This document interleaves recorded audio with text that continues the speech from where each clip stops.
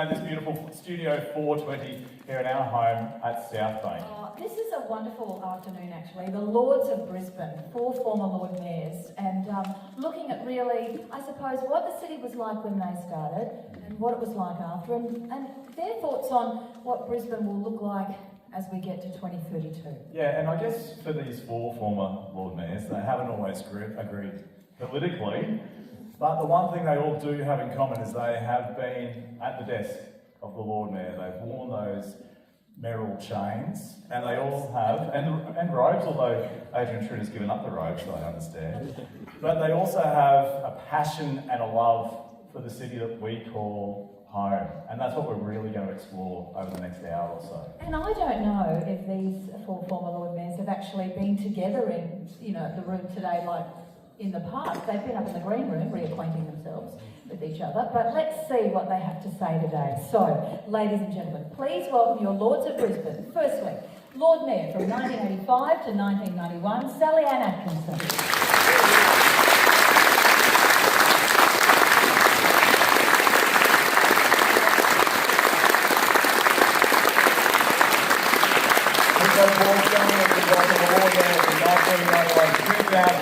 Jim Thorley.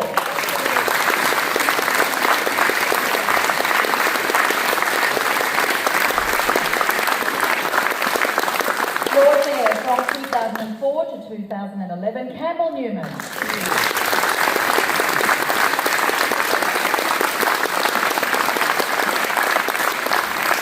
And Graham Quirk, the Lord Mayor from 2011 to 2019. Please make him welcome.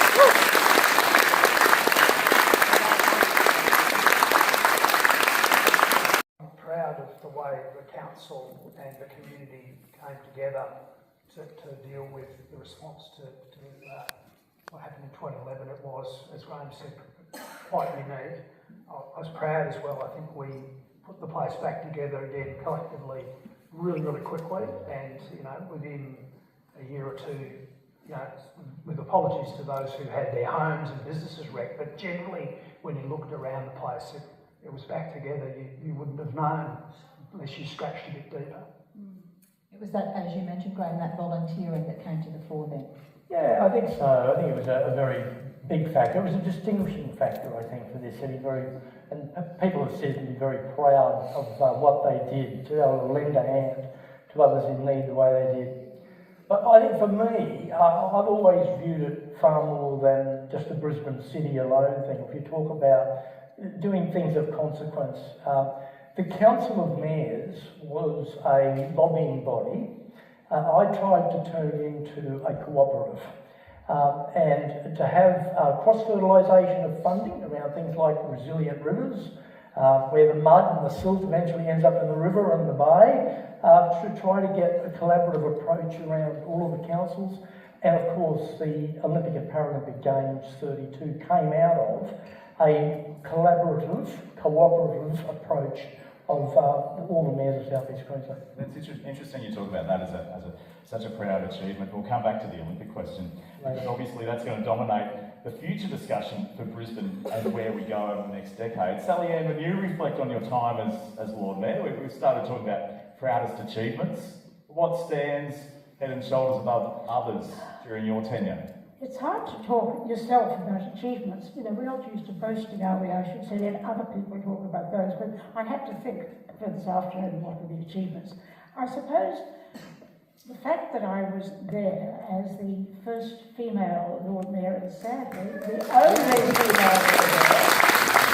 There is another one, but it made people accept change, if you like. And Adrian's talked, the current Lord Mayor's talked about this quite a bit. The fact that I was there, I was university educated, I was a sort of a new broom, I was different, I was only 41, and I was able to do all kinds of things that previous councils hadn't done, and the emphasis then in local government was very much roads, rates, rubbish and rats, because I heard the Mayor of Katherine in the Northern Territory once saying, drains, ditches and dunnies. In the way that it puts the city on the world stage, and I think it really thrusts the city forward nationally, of course. My concern is that Graham and the mayors pitched a certain way of doing the games, and it was meant to be, as I would characterise it, in a sort of a cost-effective manner using existing infrastructure, and we have moved so far from that, ladies and gentlemen, it is staggering. And I am bitterly disappointed. Not that I'm in the LNP anymore, ladies and gentlemen, you should know I'm in the Libertarian Party, so this could be taken as a political statement. I am disappointed that our new Premier, as Premier said, no new stadiums, and he said no stadium in Victoria Park, and then he's going and he's doing it. And great cities need great parks as well as great stadiums, and to destroy a piece of incredible green space, which was set aside in the 1860s, 1870s for this, is an absolute travesty. It's barbarism, and the experts have said all the things about the Gabba and it can't be done and whatever, but frankly, that's not my real concern. It's we shouldn't be destroying a park, and we shouldn't be going about these Olympics in a way that Queensland cannot afford. It's not going to be 4 billion, Jim, it'll be 7 billion before they're through on that one piece of infrastructure. So, yeah, I won't be giving up the fight to try and save Victoria Park until it's definitely over. But late night radio. No, I like early morning radio.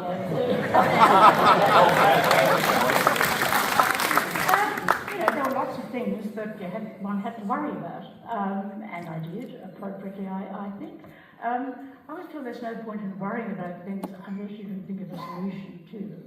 So if there was something that was really difficult, it was something I could work through. So no, the answer to your question is no. And Jim, for you, a tough decision maybe. I'll give you an example, and none of you will know it. There was the water in Wivenhoe Dam was regularly tested for toxic algae.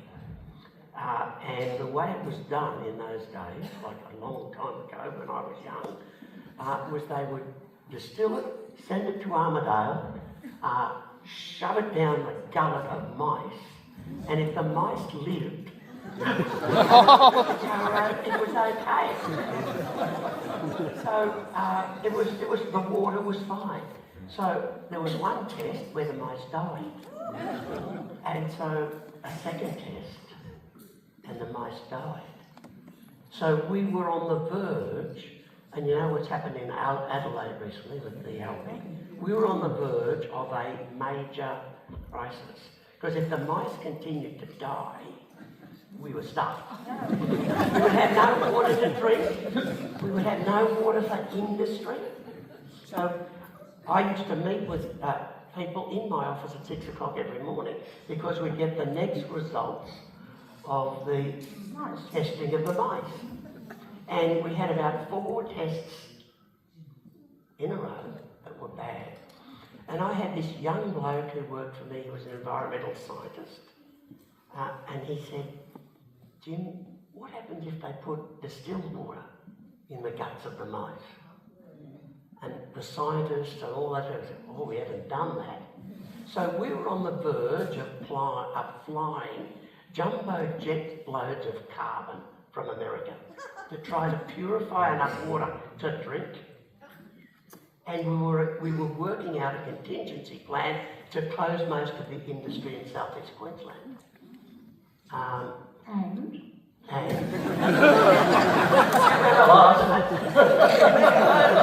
That's what happened.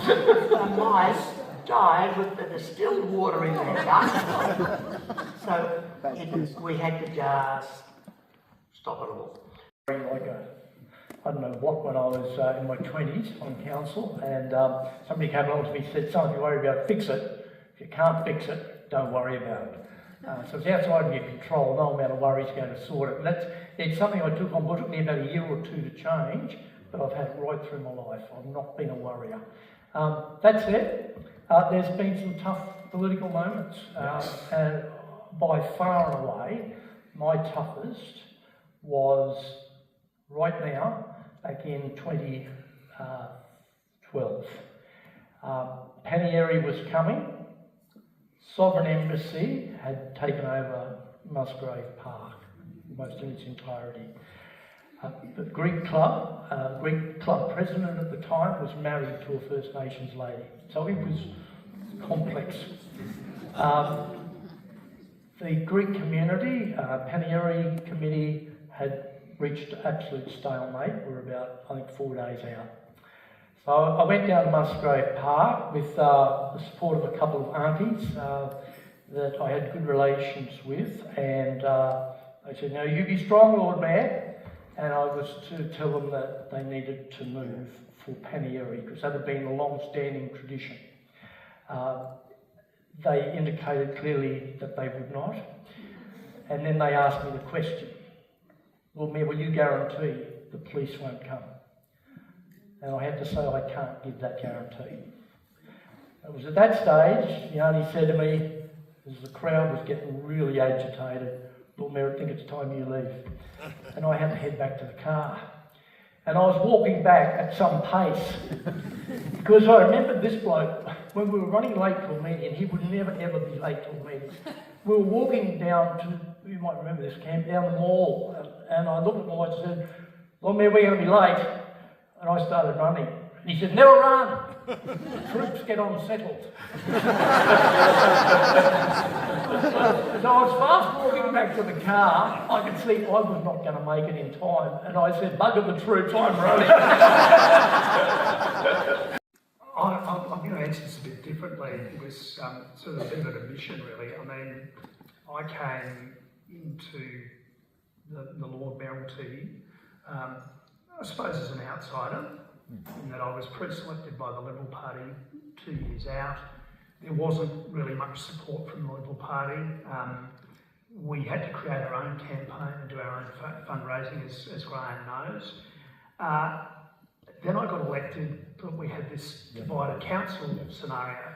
So you had a guy who had been in business for about 8 or 9 years, previously in the army, coming into a highly political role, but even in a hyper-political environment. And initially, this bloke here was a tower of strength for me in terms of getting me through, and I had to learn to be political.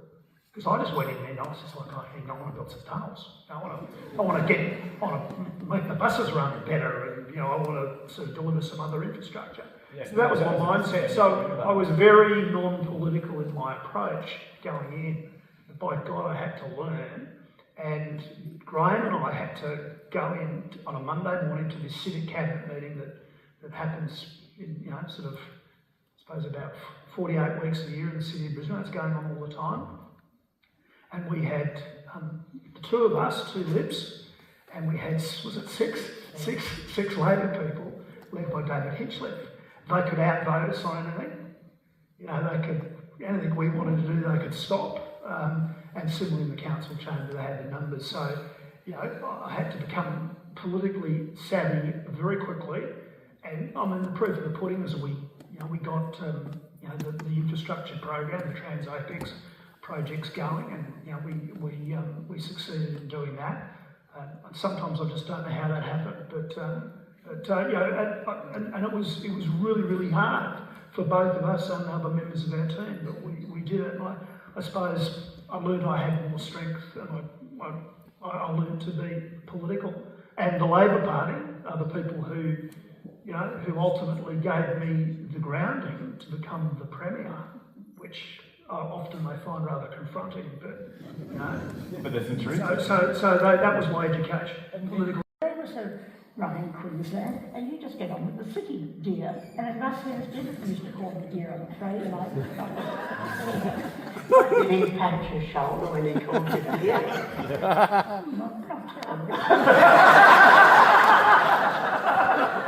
I'd heard a few rumours. What a horrible thought.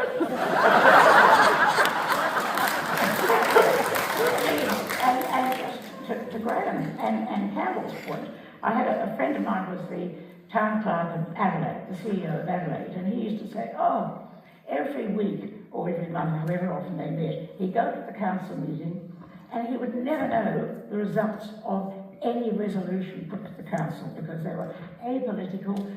Fred might be jumping one way, Tim was jumping another way, there was and a lot of lobbying went on in between.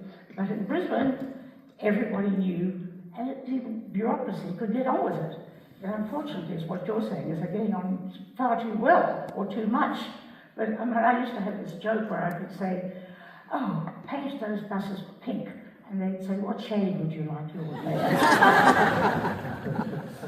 What do you think it is? Look, I actually think it is building the infrastructure, given there's so much happening and there's so many people coming here.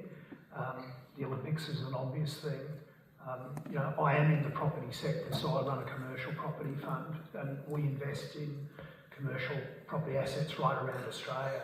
So like, I move in those sort of circles. So I was at a thing the other night with one of the big real estate firms, and the head of a construction organisation was the guest in terms of the Q&A, and you know, quite credible individual was again expressing concerns about getting this done, and just going off a bit of what Graham just said. You know, I thought we'd stop telling young people, oh, you've got to go to university. You know, we've got a lady who works in our firm who's a financial controller, and she's got two sons who went to a private school. They both went and did trades. And you know, and often people go, gee, you know, went to a private school. But you know, they're going to be richer than most of us in this room. So, yeah, I'm trying to get some work done. But that's what we need. We need to get these kids going to do trades, because there's a great future. And you know, if we're worried about AI, well, they'll be some of the last jobs to be impacted by robotics and AI. So that's the biggest challenge: delivering the infrastructure and having the people to do it. But the city will be on the world stage, no doubt about that, with the Olympics. Economically, we're going to do exceedingly well, I think. So it's a great place. We're privileged to be able to live in such a terrific place. We are, and a lot of people talk about the character of Brisbane, the livability of Brisbane. How do we balance growth and keeping the character that we know, Jim?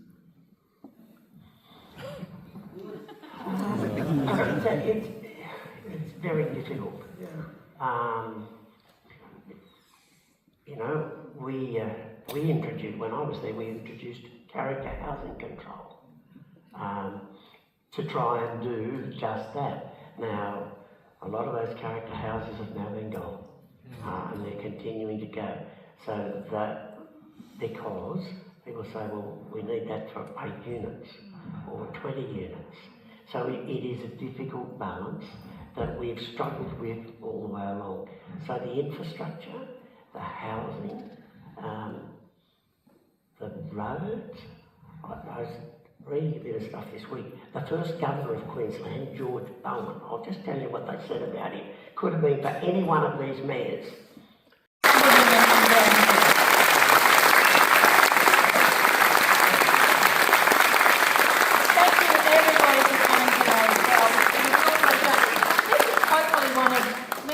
Types of talks we will do. We've had 4 former Lord Mayors today. It might be totally different next time, as in 4 Queensland captains of some sporting team. Okay, well, you set the challenge there. I have set the challenge, haven't I, boss? But that's often what happens on air when you join us on breakfast on 612 ABC Brisbane. Loretta has an idea, and then 3 months later we're still waiting for her Weet-Bix biscuits. That's coming Monday. Another day entirely. Thank you so much for being here, and I think what a lively discussion. We've heard of the difference of opinion, the difference in politics, but then also what these 4 people have in common, and that is they have led this city. The city has been shaped by their decisions, and their legacy lives on and will for generations to come. So here's to a great Brisbane of the future. Ladies and gentlemen, thank you so much. And again, round of applause for Brisbane.